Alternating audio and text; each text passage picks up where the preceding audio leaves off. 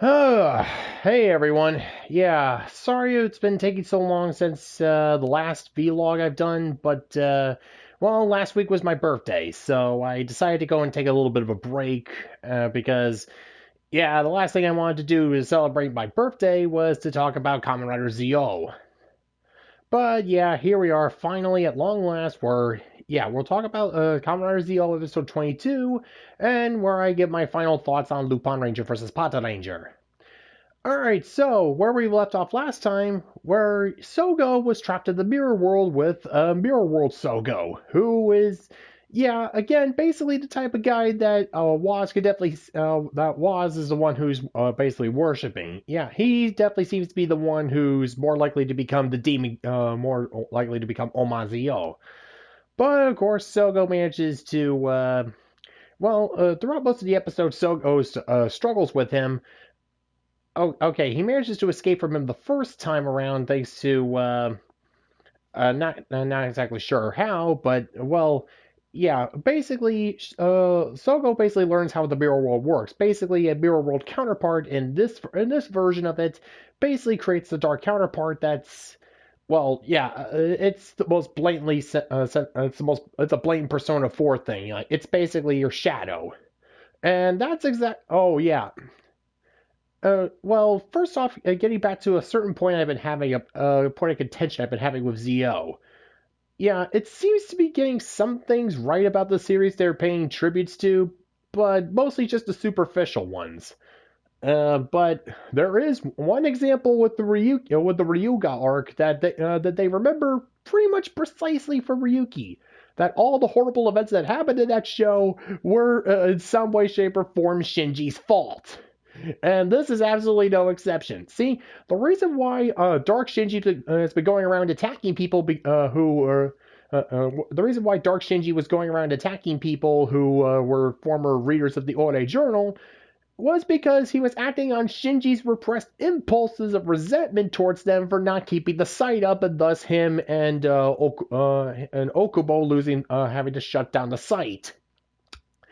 And yeah, Shinji knows now that yeah. Shinji has most likely figured out that people who read the Ore Journal were being attacked by another Ryuga, and just like in the main show, he doesn't do anything to go and actively try and stop his dark counterpart. Instead, he's just last episode he's basically been as we saw him last episode, just sequestering himself in his apartment and making sure to cover up every single reflective surface so another Ryuga can't get to him. Yeah. Again, I've seen Ryuki, and pretty much every single horrible thing that's happened on that show, all the villains continue, all the bad Kamen Riders have been going around and continuing on their sprees until they either got killed or some other rider destroyed their deck. It was all because of Shinji being either indecisive, encouraging their actions, or just being an idiotic coward. Yeah, Shinji, once again, Shinji Kido is still the absolute worst Kamen Rider. And yeah, while another Ryuga was going around on a rampage, Gates actually came up with a plan that's essentially kind of a suicide attack to get around from another Ryuga's like mirror force effect. But well, yeah, basically it involves his default finishing move where it basically creates a projection of him. Well, they show it how when he used it against another build back in like the first arc. And well, in one succession, then yes, it worked. It destroyed another Ryuga, but it also caused Gates to basically take the full force of his rider kick on him and kill him. But that's not what we get here. Apparently, but yeah, rewinding back a bit, Sogo figures out what Dark Shinji's deal is and confronts the real Shinji at his room in the hospital. And yeah, since Shinji basically was starving himself from him being sequestered in his apartment for so long, basically hikikomori level, like absolutely dangerous parts. Yeah, basically, Sogo figured out what the hell why Dark Shinji's been attacking the former Ore Journal readers straight from Shinji, and basically figured out in order to basically to stop, again, to carry on the Persona 4 homage, for lack of a better term. Basically, they have to accept their mirror world selves and gain their personas. And yeah, again, not that far off, since that's what Sogo does to deal with Dark Sogo, with Mirror Sogo, who also happen to have the basically a inverse duplicate of the ride watch that Woz gave him last time. And so, basically, mastering both light and darkness, he's united both of the ride watches together and has fully created the Zi-O 2 ride watch. And yeah, with its overwhelming power, he manages to finally overwhelm another Ryuga's mirror force attack and finally destroy him. And yeah, another Ryuga doesn't lead out to being revealed to be another Ryuki or anything like that. Apparently, they're going to be saving another Ryuki for later down the line, since, well, yeah, remember, another Ryuga is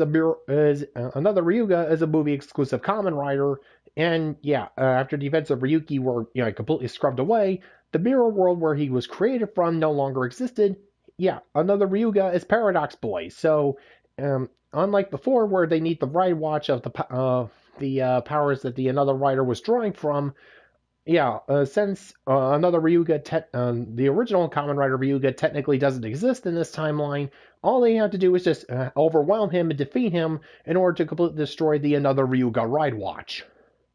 So yeah, that's basically what they do. Zi-O 2, yeah, just completely overwhelming. Yeah, it's basically just a curve stomp battle. Zi-O 2, who is now somehow in control of both the past and the future. Yeah, it's been a while since I've seen the episode in question, so I'm not exactly. Yeah, long story short, Zi-O 2 overwhelms another Ryuga and destroys the ride watch, and basically just tells him to basically just that the real Shinji accepts him or whatever. And well, first things first, we see Shinji basically going back to Okubo, who was still fishing at the pond for before, and well, basically they start to patch up. And yeah, still questioning whether or not Shinji is still Ryuki in this timeline, since, well, we don't see him with the deck. We see that it's only another Ryuga, not another Ryuki that's active. And yeah, that's pretty much it. We don't see Shinji's memories of the mirror world or Dark Shinji being altered in any way. All we know is that he just stuck with the Ore journal. And yeah, he doesn't mention anything about Shiro or the Rider Wars, so maybe another Ryuki was already created by this point, or we're going to see that later on, or I don't know. But yeah, basically just a whole bunch of Persona 4 references. Shinji is still the absolute worst Kamen Rider, and we're moving on to the third of Kamen Rider Woz's power-ups. Yeah, next up we're going to be seeing the continuation of that arc, the Gates Revive arc, with the introduction of Kamen Rider Kikai. And yeah, interestingly enough, Kikai is apparently in the year, comes from the year 2121. So yeah, way in the future, way past the eras of either Gates Revive or Omazio. So there's that to look forward to, at least. Can't be any much worse.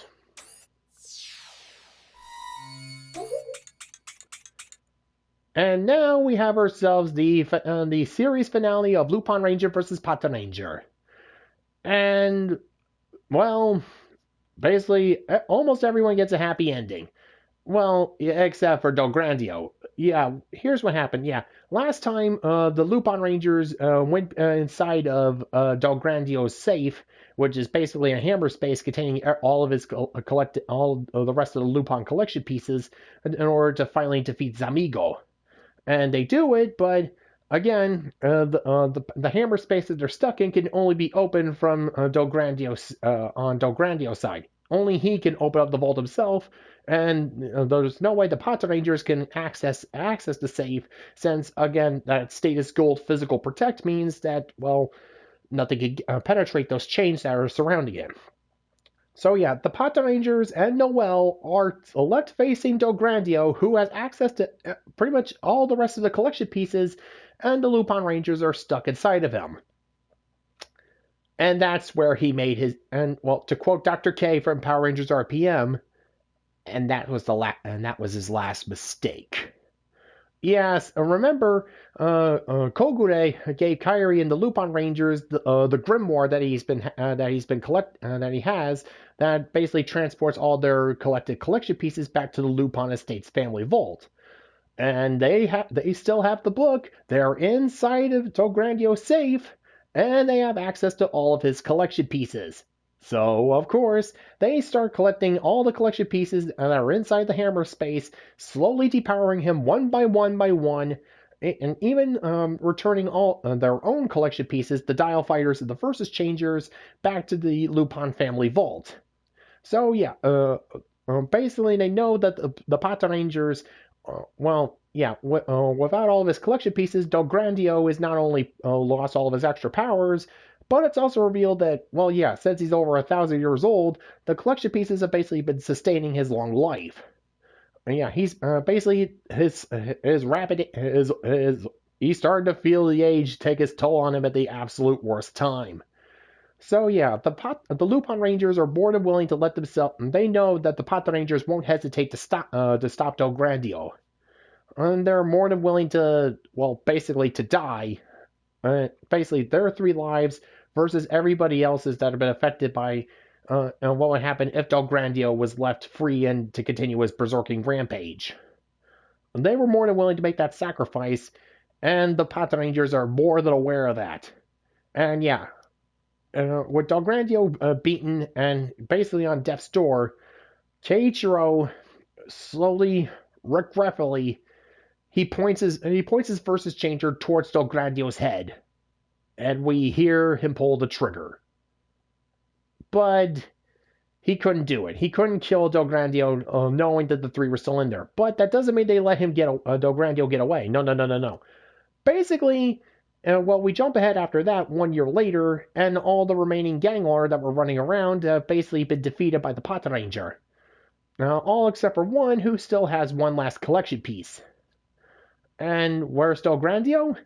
Basically, he's been relegated to the same fate as Sosuke Aizen from Bleach. He's been chained up in the basement of the Global Police Japanese branch, chained up to a giant stone granite, and yeah, all that's left for him to do is to scream out to beg for, just begging for someone to come along and kill him, because all that's left for him is just being stuck in that cell, chained up to that brick. And all he could do is just scream and beg for someone to come along and kill him, rather than let him live out the rest of his life as that worthless old body. Almost makes you feel sorry for the crazy old mobster monster. But no, he got exactly what he deserved. And yeah, back to that last Gangler that has a collection piece out on the loose. The Patrangers go to confront him, but are assisted by Kairi, Umika, and Tuma. Now, how did they get out of Del Grandio's hammer space? This actually requires us to go back to Lupinranger versus Patranger summer movie segment or whatever, where they introduce a new secondary mech, basically Good Striker's brother, Jackpot Striker, who has the ability to control a Gangler from inside of their vault. As in the events of that movie, he demonstrated that by, basically inserting himself inside of Gulch's vault that she in her back, and using her to open up a portal between the Gangler worlds, the Gangler world and the human and our world. So yeah, he traveled through. He traveled through the grimoire that they had. Basically just popped up there like Gumby. And once he was inside Del Grandio's vault, all he had to do was just do his thing, and the 3 Lupinrangers managed to burst out through the safe right out of Del Grandio's chest. But that begs the question: how were they? Was Noelle able to locate Jackpot, or did Goody go and call in a favor? Actually, no. It was their 3 missing. It was their 3 loved ones. Shiho. Let's see. Let me see, Kairi's brother, Tuma's fiance, and Umika's best bud. Yep, those 3 were trained by Noelle in order to become new Phantom Thieves to basically go and track down Jackpot. And yeah, it was a very, very sweet, very touching moment. Yeah, seeing Tuma, finally get to hold his fiance in his arms again. Umika and Shio just, and yeah, Kyrie finally break down in tears of seeing his brother come back and just give him one last little honk on the nose. And yeah, it was all nice and sweet. And yeah, that's how both teams got out of it alive. Oh yeah, and Noel was nice enough to go and give the three original Phantom Thieves back their versus changers with the Dial Fighters, basically to go and track down that last Ganglar. And well, the Patrangers still have their versus changers in the trigger machines. So yeah, basically all the Patrangers have to do is just help go and finish up the rest of the Ganglars, and they'll just go and give back the collection pieces once they're done. But well, both teams are still going to have a little bit of a game out of it, and well, the fight assumes just with much less bitterness and hostility towards them. Yeah, basically the Lupinrangers still got to get the last collection pieces. The Patrangers still have to clean up the last of the Ganglar, which will most likely take place during their versus movie with the Ryu Soldier. And well, that's that. All right, so my overall thoughts on Lupinranger versus Patranger. All right, let's get this one thing out of the way right now. Just like how I mentioned in the Zi-O episode where they drew more than a bit of inspiration from Persona 4, it's pretty obvious that Lupinranger versus Patranger drew inspiration from Persona 5. I mean, the whole Phantom Thief angle, trying to steal things from outright despicable monstrous people, literal monsters in this case, and also being on the outskirts of Francis society. Yeah, let's face it, the Phantom Thief motif was what gave it away. I mean, this isn't the first time Toei took advantage of something that was insanely popular to try and cash in on it. I mean, why do you think Kamen Rider Kiva was basically basically a vampire with sparkly skin? I mean, yeah, it was made back like around 2008, 2009, when Twilight was insanely popular. So yeah, taking advantage of the sparkly vampire craze made sense. And let me see what else. Oh yeah, when it was announced that there was a new Jurassic Park sequel coming up, what better time than to bring back the dinosaur theme with Kyoryuger? Well, yeah, that's just a couple of small examples, but yeah. I mean, at first the show was more than a little bit problematic for one reason: Keiichiro. At the beginning, Keiichiro was just a hot-headed, idiotic he was a hot-headed moron who only saw things in black and white. The cops were the good guys. The Phantom Rangers are on the outs. The Lupin Rangers on the outskirts. They're Phantom Thieves, therefore they're evil. And yeah, he just was. Yeah, before he even talked, finally managed to get it like one conversation. He was always just shoot first and didn't even bother to ask questions later. And yeah, Keiichiro was since he was the most hot-headed of the Patrangers, he was mostly the source of friction between the two teams. But then Noel showed up, and basically his goal was to try and get both teams working together to basically not only stop the Ganglars and get the collection pieces. Once Noel showed up, we started to see Keiichiro actually, starting to see the bigger picture of why the Lupinrangers do what they do. I mean, yeah, seeing Noel, who is not only a global police officer, but also a Lupin Ranger, that must have started some things getting or rattling around in Keiichiro's head. And yeah, once he learned why Noel was doing all this, he started to think, maybe the Lupin Rangers have a similar motivation. Maybe they're not just doing this because they're evil. It's like, maybe criminals do criminal activities not just because they're evil, but because of other reasons aside. Yeah, again, look up.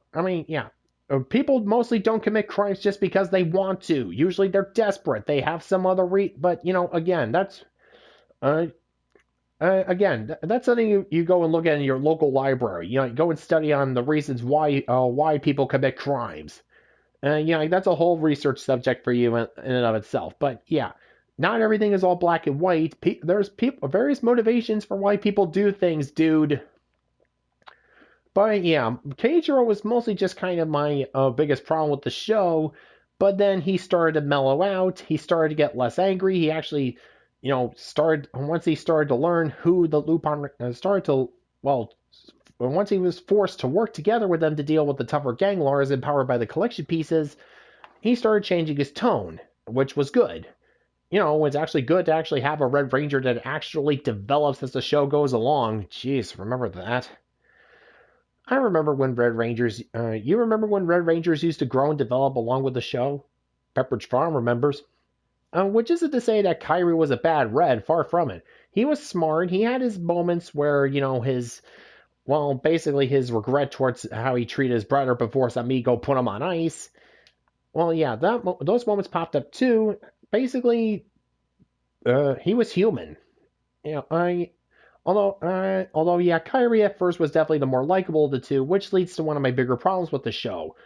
It really, really seems like the show was just favoring the Lupinrangers over the Patrangers at more than a few instances. Like, for example, the Lupinrangers managed to get the most upgrades from the collection pieces, and while the Patrangers mostly just the only ones I remember getting them actually getting was from the one incident where a Ganglar intercepted Hilltop with two collection pieces, and yeah, the loop. And oh yeah, there was that one incident where the Patrangers encountered the two sheep Ganglar brothers who had trigger machines as their collection pieces. Yeah, but again, a Sentai team isn't a make or break deal because of how many toys and combinations they have, and yeah, if anything, it's kind of a detriment. If a team has to rely on excessive amounts of collectibles, if a show has to rely on excessive amounts of collectibles to move their story along or show how they're strong, that's a problem. I mean, yeah, the Pata Rangers were not stupid. It's just that the Lupin Rangers had more, tools at their disposal in order to throw them off the trail. Which again, it's not the Pata Rangers' fault that the Lupin Rangers had more tricks to play with. They basically had their own gumption, and the Lupin Rangers, fitting the Phantom Thief motif, had a whole lot of gadgets and like tricks and whatnot they could use. Yeah, both teams don't come off as stupid. It's just that Keijiro at first was just a hot-headed, impulsive idiot. I mean, again, he's nowhere near as bad as previous idiot Red Rangers. Mostly if anything, he actually grows out of his initial problem and develops as a character. Again, although there was one little problem aside from that, and that's, okay, the Ganglars, they're not, the Ganglars were pretty decent villains, actually.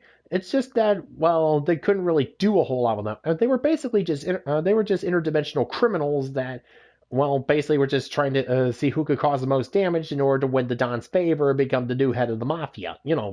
It's just basically a battle for the right of succession. It's just that seemed to kind of be sidelined more often than not, just for some Ganglar to do some stupid antics, like back in the Christmas episode where the Ganglar's big plan to try and take over the Ganglar crime family was to steal all of Japan's chicken and replace them with salmon for Christmas.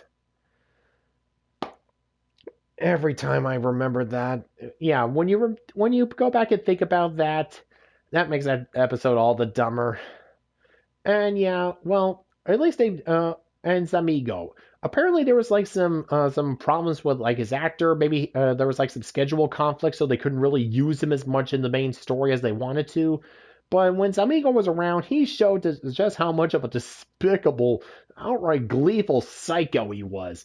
I, uh, yeah, the fact that at first, when it was revealed that his ice gun didn't kill his opponents, didn't kill the people who he shot, but instead froze them and teleported them. At first, I thought there was like, oh no, oh no, all of his victims are actually safe. Well, they did an interesting workaround with that, where all of Zamigo's kidnapping victims and also the kidnapping operations of other Ganglars was so that they could be killed and have their skin basically ripped off of them to be used as disguises for the other Ganglars. And yeah, when you go back and remember that that whenever you saw a Ganglar in a human disguise, that was someone that they kidnapped, killed, and skinned. All of them, all the Ganglars are basically Buffalo Bill. I mean, they were literally making human suits. Ugh. Yeah, remembering that just means they don't even care who those people were. All they knew was that, hey, all right, I could just go look at that guy and nobody will notice. And yeah, we actually have a Patranger who was made into a disguise for that. Yeah, you remember that one gang lord who had the collection pieces where he could disguise his voice, trying to frame Noelle as the mole. Yeah, the Patrangers lost lost the original Patranger because of the gang lord. Yeah, they killed. Yeah, they someone froze him. They killed him. They skinned him alive, and they literally had some other gang lord running around wearing his skin. I still feel the need to emphasize that. And yeah, and oh, and that even goes back to why Del Grandio even stole the collection pieces in the first place. He tore through the Lupin mansion, killed the Arsene himself, and stole all of the collection pieces. And why did he do it? Just because he thought, no real reason, just because he thought they looked cool. Just, yeah, blatant disregard for human life and just killing something because they could, because they wanted to, and because they wanted it. Complete utter disregard for life and just, ugh. And yeah, with all that power that Del Grandio had, thanks to the collection pieces, yeah, the guy was a monster. The Ganglars were monsters, plain and simple. And yeah, it's been a while since we had, and yeah, their motivation wasn't exactly to conquer the Earth. Again, it was just another trophy to them. It was just another thing to add on to their tally. But he's just like, oh yeah, we've already taken over this planet, we destroyed that planet, da da da da da da da. It's just again to prove that they're the biggest, baddest beasts on the block. All just going to press the dawn. Again, lies mean nothing to them. I mean, yeah, sure, there were a couple of Ganglars who had some rather goofy things about them, but again, Destra. I mean, when Destra and Del Grandio, when they got serious, I mean, yeah, there was like thousands of. I mean, I still remember that. It was like a freaking nuke dropped on. It was like they just launched off a nuke, or just like, or like if Goku just had himself a all-out slugfest with Frieza, just destruction and. Yeah, basically to go and put it in perspective, if this was a DC movie, everyone that survived would be looking up at the sky and thanking Superman for saving them. Yeah, basically, yeah. Well, when Del Grandio and Destra, when they got serious, it looked like freaking Man of Steel. Yeah, just and yeah, I can already see Superman there, just like, yep, good thing I saved them. Ugh. But yeah, no, just ooh. Yeah, the collection pieces themselves basically being reskinned, like Sentai memorabilia, like repainted, like transformation trinkets and, wrist changers and props and power totems and stuff like that. I thought, well, I mean, that definitely would have worked for an anniversary season. Not exactly sure why the production staff did that, but I mean, hey, it was interesting to say the least. I mean, there was a little game made up. Like, okay, trying to figure out what series this collection piece is based off from. I mean, some of them were blatantly obvious, but some of them they kind of had to make you think a bit. All right, anyways, let's go and talk about our heroes for a little bit. Yeah, I already went at length about Keiichiro and Kairi. All right, yeah, Tuma. Basically he was the straight blue guy of the Lupinrangers. He basically he was the straight man, always had his eye on the prize, sometimes to his detriment. And well, when something really wacky got in the way, I mean, yeah, sure. Again, he kept tried to keep a straight face, but you could just tell that he was just repressing his anger deep down. Most notably with the infamous episode where he and Sakuya, where he got conned, mostly thanks to Sakuya, into attending a gang Lars dance to a gang Lars dance class. Uh, and yeah, they just love to keep bringing that little incident up. Just yeah, just go ahead, keep bringing it up, and we'll see how many of your limbs you still have after he gets through with you. But yeah, again, Tuma mostly just kept a straight face, mostly kept him, Kairi, and Umika focused on the job, and was always the pretty much the no nonsense guy. Umika, however, well, she was basically the girly girl of the bunch. She wasn't a complete airhead. She was basically just, she was she was just a year younger than Kyrie, and sometimes she tended to show her age quite a bit. I mean, again, not thankfully, I mean, the other team members were basically able to help her out, and she more than held her own weight. It's just that, well, sometimes she had a little bit of, not exactly naivete. Um, uh, I'm not exactly sure how to describe it. It's just sometimes well, yeah, she was the youngest of the group, and it sometimes showed. Okay, I mean, well, again, she's not an idiot. She's not an airhead or anything like that. It's just that sometimes she just had some rather goofy moments, and there's nothing wrong with that. Although again, when the going got tough, she got when the going got tough, she pulled through. Back when back when back when Kyrie and Tuma got sucked into a Ganglar's stomach, and she had to go and basically trick the Patrangers into helping her to go and to open up the Ganglar's vault to retrieve the collection piece and save all the victims from his little rampage. Yeah, when she needs to, she could definitely hold her own. Although, oh yeah, bring it. All right. Well, then of course there's the relationship between her and Sakuya.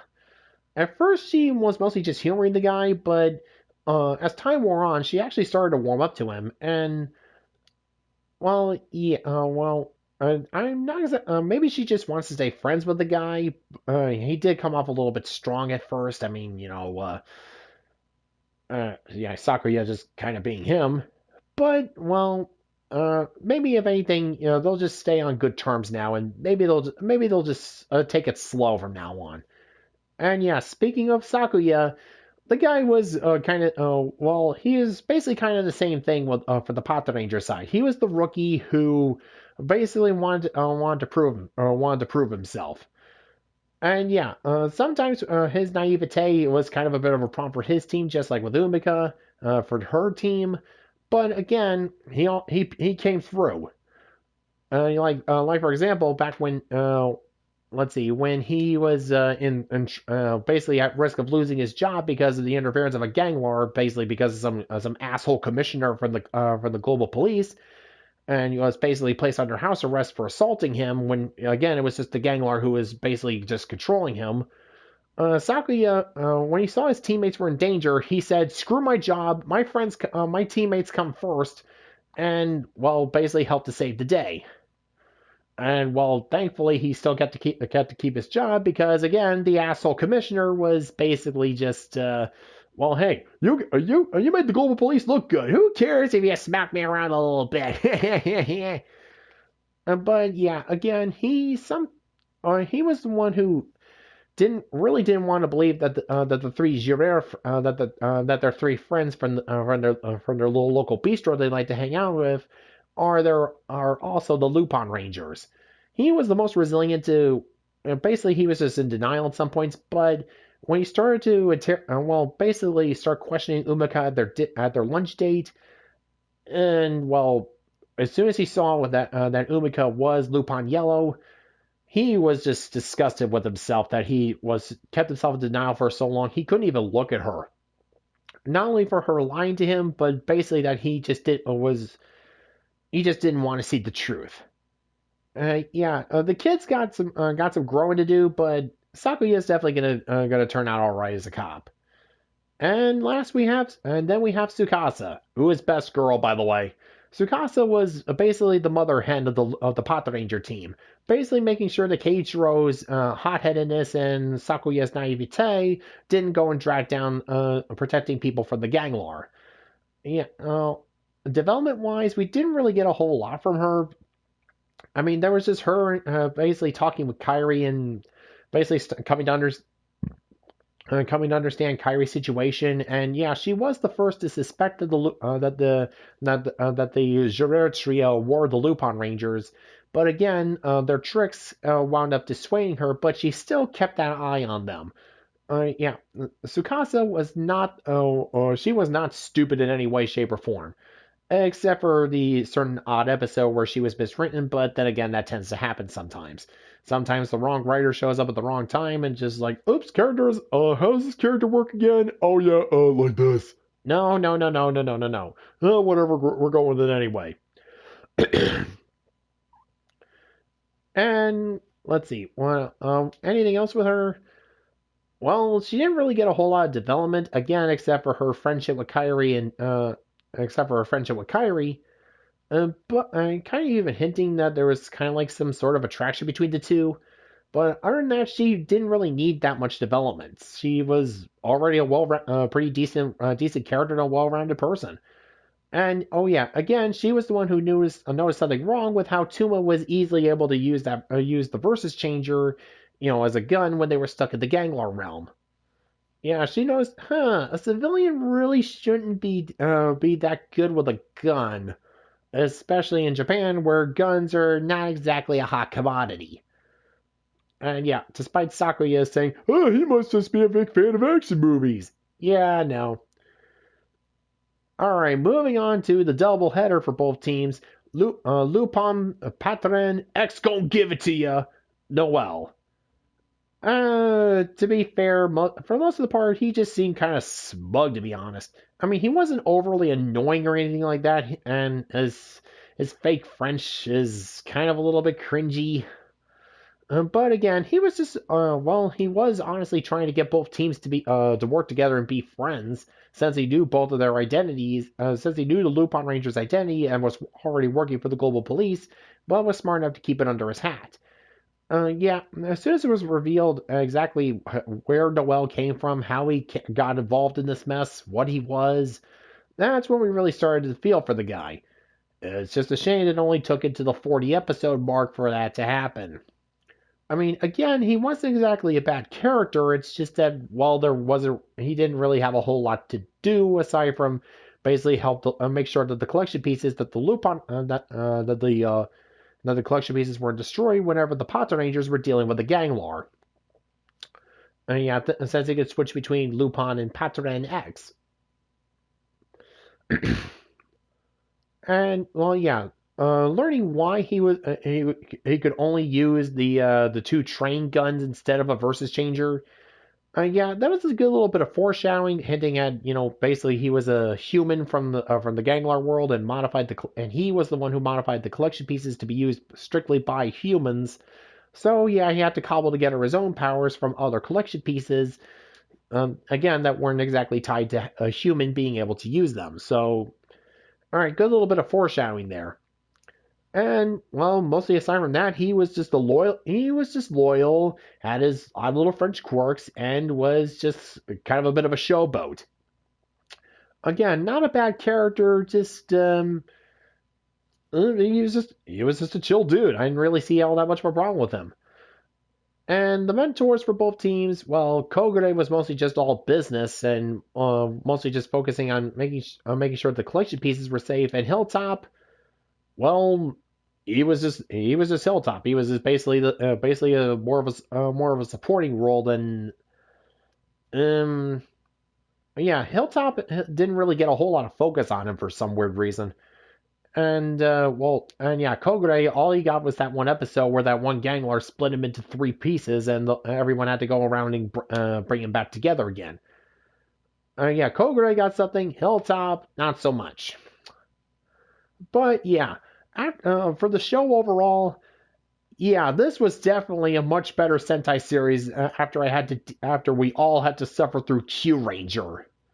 And yeah, if you like Q Ranger, more power to you, but I couldn't even get past the first 5 episodes. I couldn't even get past the 5th episode with Q Ranger.